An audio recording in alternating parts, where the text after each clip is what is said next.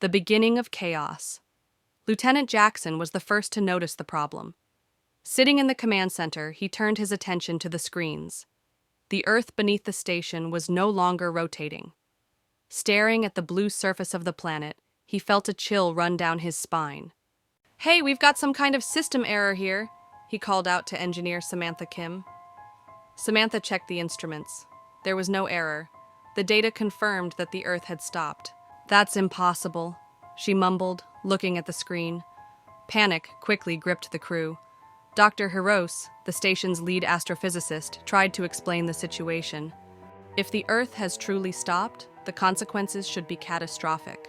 But there is no change in gravity or atmosphere. The silence in the control room became as heavy as lead. "Then what the hell is going on?" Pilot Rodriguez asked. Disappearance. The first to disappear was Dr. Hirose.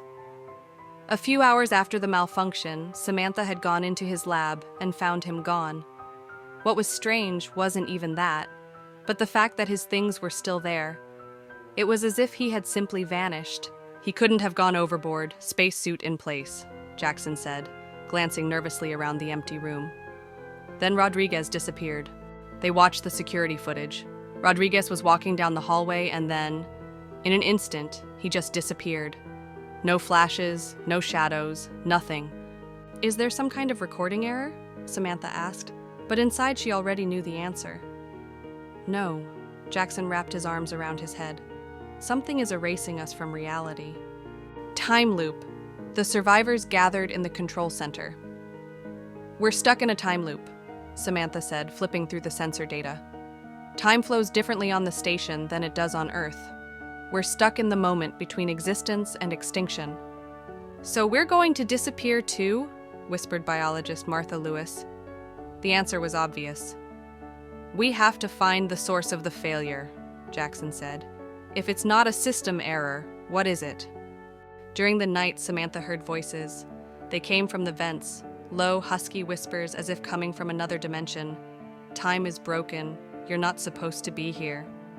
She rushed to the control room, but no one was there. A message appeared on the monitor. "System reboot 009. Countdown." An emergency signal rang out on the station. "What's going on?" Jackson shouted. "Someone has activated the emergency jettison system." Samantha stared at the screen in horror. The countdown was already underway. 0008. 0007. "We can reset the time," she suddenly realized. "If the system resets all the data, the loop will break, but then they'd all disappear." "And if we don't reset," Jackson asked, "then we'll be stuck here forever. Or we'll turn into these—" Martha clenched her hands together. Everyone looked at the screen. 0005. Let's do it. The last moment. Samantha pressed the button. 0002. Space began to flicker around as if reality had cracked. 0001. Suddenly, in the glow of the monitors, they saw shadows, silhouettes of those who had already disappeared. 00000. Awakening. The system started up again. Samantha inhaled sharply. She was in the control room.